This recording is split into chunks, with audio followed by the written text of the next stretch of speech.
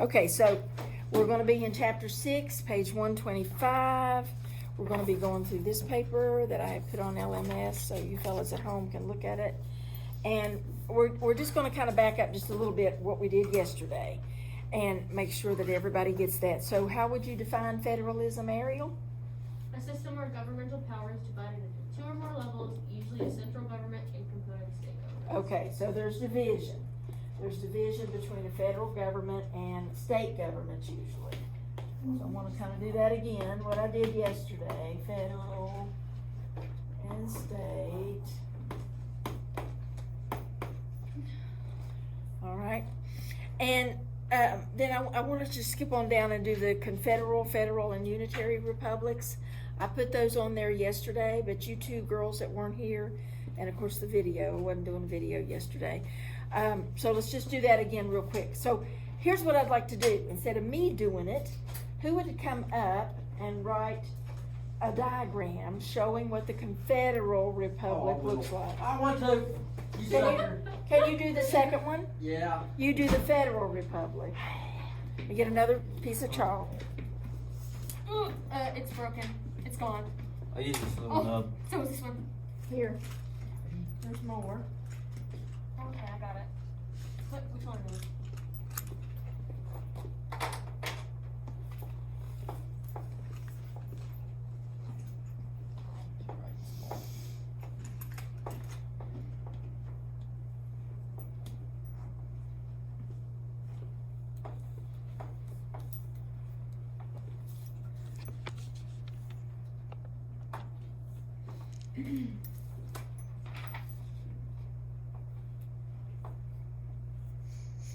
Which one that is? You can use any of the states, of course.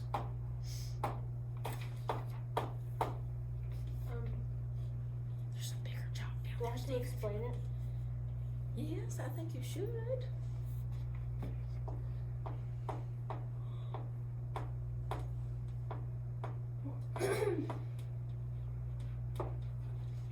Oh, I mean, I thought you could say it and explain it. You don't have to necessarily write it up there. All right. The federal, it's where DC and all the other states are supposed to have like this sound on my video. They're supposed to be equal, basically, right? Yes, Yeah, yes, equal. okay. Supposed to be equal. In power, we're talking about government power in federalism. If it's a federal republic, let me just back up here a minute. If it's a federal republic, the boxes are all pretty much equal because their governmental power is similar, if not totally equal. DC might be a little bit bigger than the federal government. Okay, Ariel, would you explain? I'll get in there. The confederal government is where the DC has less power than the states. And states have the authority, DC has less. Right. So that's similar to what we had under the Articles of Confederation or under the Confederacy during the Civil War. Would be similar to that. So hopefully you guys can see that. And then we have one more to do. Who would come up and do the unitary one? Jay volunteered. Bro, I wasn't even here. I thought it. We're not being. Thank you, Jay Bob.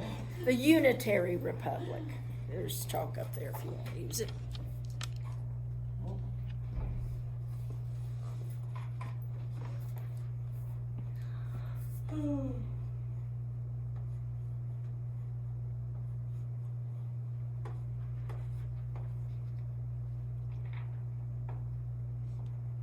Massachusetts.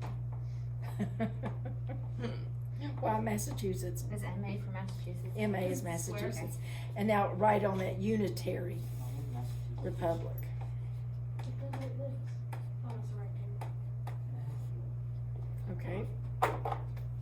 So for you folks at home, this refers to that in a unitary republic, the power that exists that is the biggest one is the central government, the federal government, and then the state governments have lesser government. So that goes on your paper in the diagrams. You girls good in the back that weren't here yesterday? Yeah, 1 second. What? Okay, just 4 little ones. Uh-huh. And you could put 50 there, right? We're just using 3 or 4 to be a demonstration. It's referring to all the states. So it's referring to the differences really between federal power and state power. Now, under the next part is all in your book, but I just kind of want to go through a little bit and explain it. And so the next part is delegated powers, and we used that one a little bit yesterday when we talked about what does it mean to delegate power. So do you remember what that means? You're assigning someone a power, a government power. So there are government powers that are assigned for all branches of the government in the Constitution, and as a result of that, they're called delegated powers. All right. So the definition in your book, it just says the national government has delegated powers, and these are powers that are given by the Constitution. They define the powers that they have, and they also define the limit of powers that they have. Just to kind of give you an example,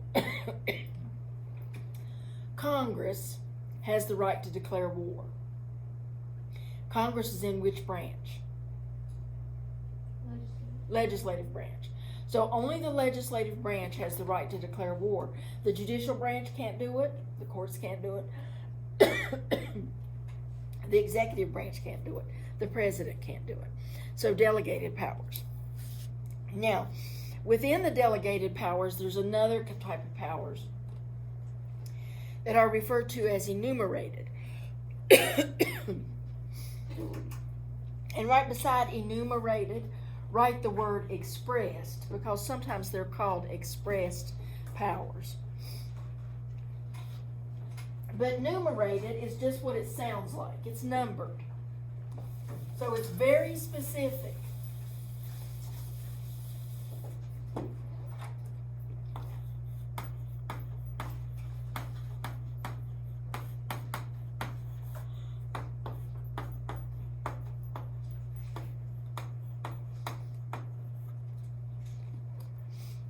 Okay, enumerated powers are numbered. That means that they are numbered and listed. They're very specific powers. And again, you can really use that same example I used before, because enumerated powers are delegated powers, but enumerated simply means that they spell out exactly what the branch has the right to do. The president has the right to negotiate treaties with other countries. Okay, that's an enumerated power. Okay, and then go on down to the next one. And really, these are just kind of self-explanatory, some of them. Implied powers.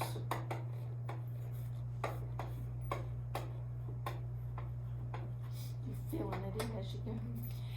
The implied powers, it says that they are not stated in the Constitution, but they are derived from other enumerated powers.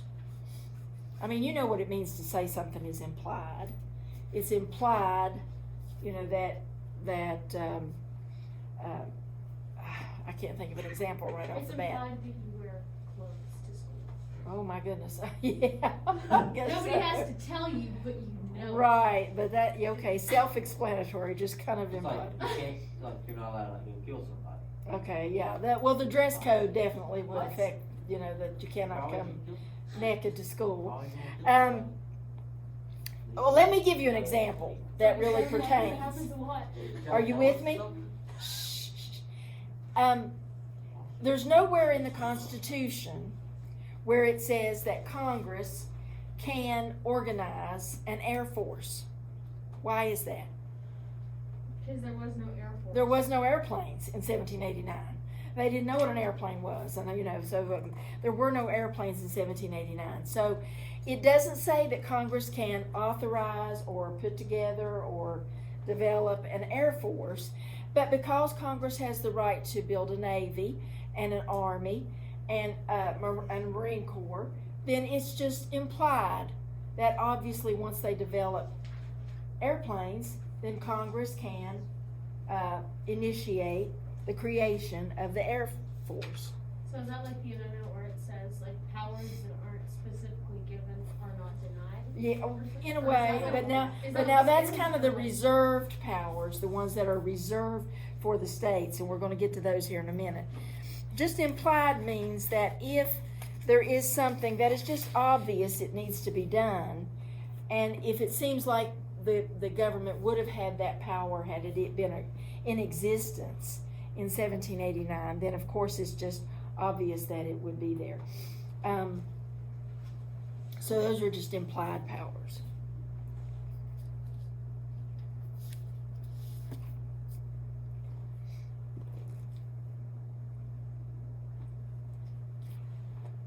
Okay, the necessary and proper clause. Am I going too fast? The necessary and proper clause on the next page simply means that Congress can do anything it has to do to get the job done. Okay, so it's also known as the elastic clause. I think I have a place on there for you to put it in the parentheses. The elastic, you know, when something has elasticity, it is stretchy, it's changeable. The necessary and proper clause is the give and take, if you will, of these powers that are given to Congress. For instance, Congress has the right to raise an army. The Constitution says that. That's one of the delegated, enumerated powers that they have. They have the right to raise an army if we need an army. But it doesn't say how they can do that. Okay? Right now, our government raises an army voluntarily. People volunteer into our military services right now. But if we were involved in a war, say Canada and Mexico decide to attack us, okay, and so we've got people coming in from the north and the south, and a major war is now ongoing in the country. Well, okay, so the Congress can raise an army. Well, how are they going to do it?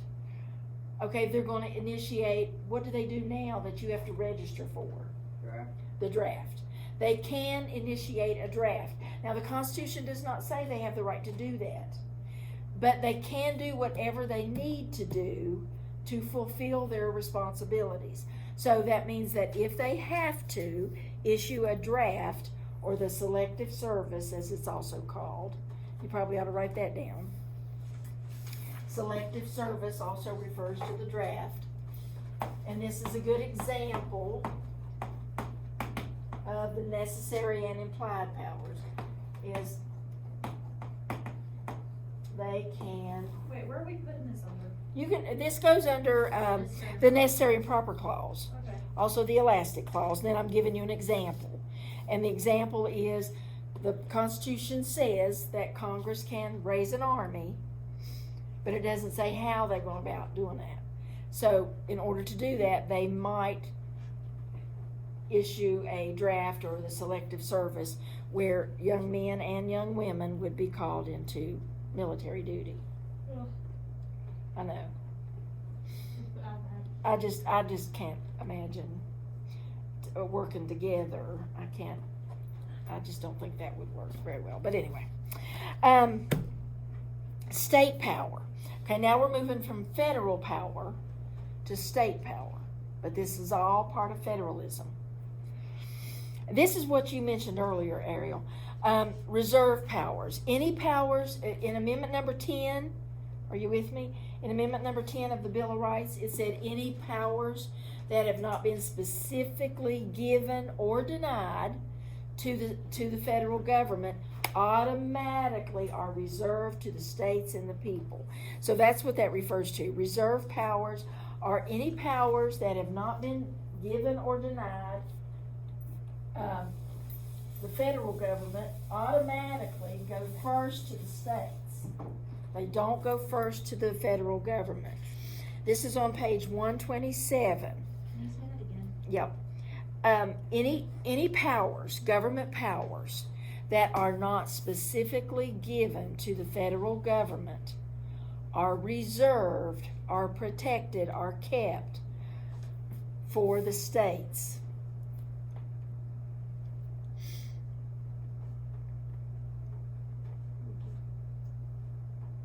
And it gives you an example in your book on page 127.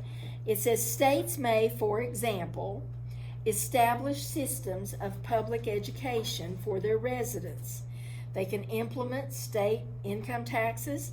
They can enact laws regarding speed limits on the highways and the roads. They can implement laws about seatbelt usage.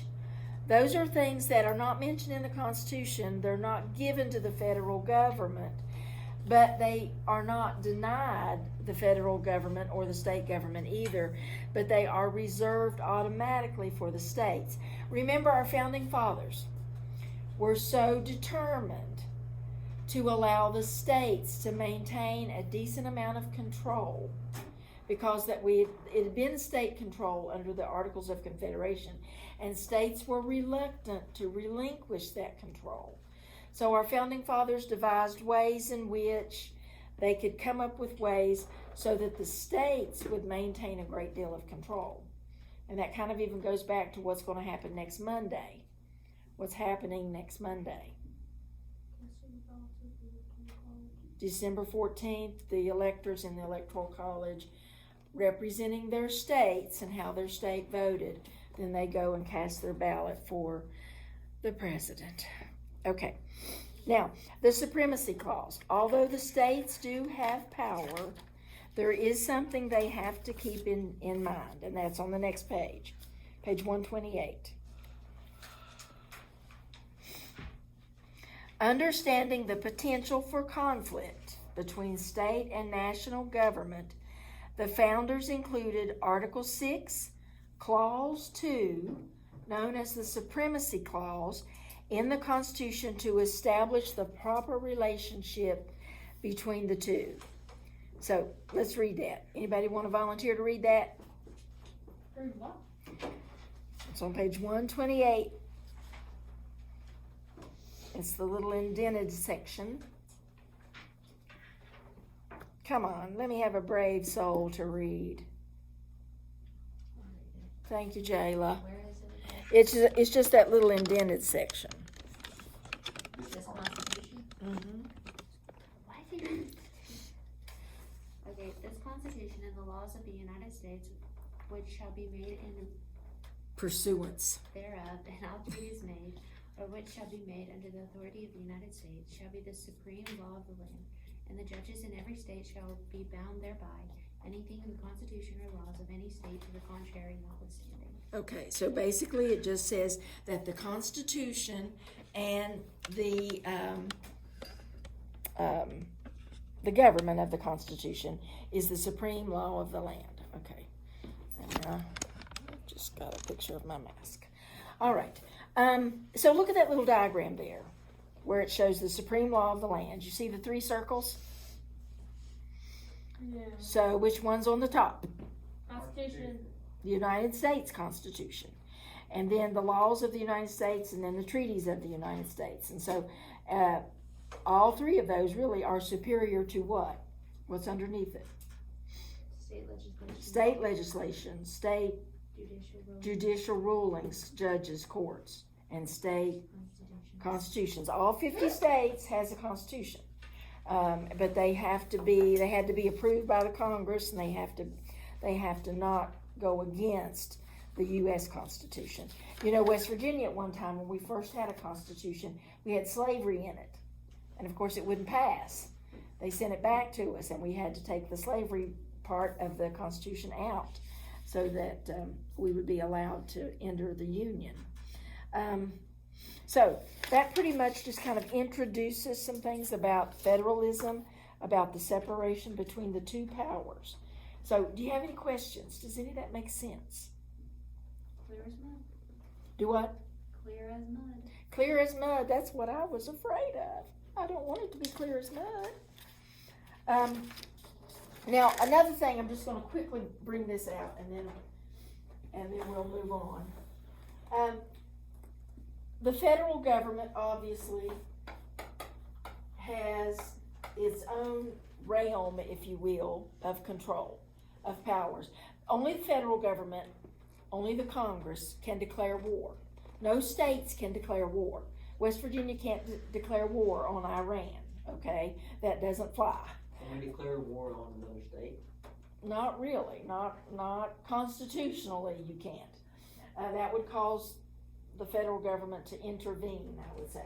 So the federal government has rules and laws and things that it can do, and the state government also has things that only it can do. States are responsible for overseeing their elections. That's why we have such a mess with our elections right now, is every state can do something different. And so that has caused an enormous amount of problems. I kind of wish they'd fix that to where everybody was the same, some way, somehow. But as you know, with this diagram, there are some powers that are concurrent. They go to both. There are some, the federal government can tax our income, the state government can tax our income. That's a concurrent power. That's something that they both have, and it's also called dual federalism.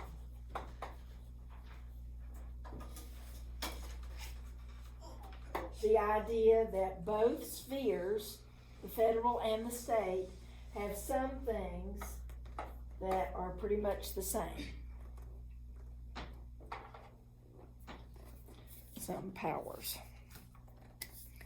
Okay.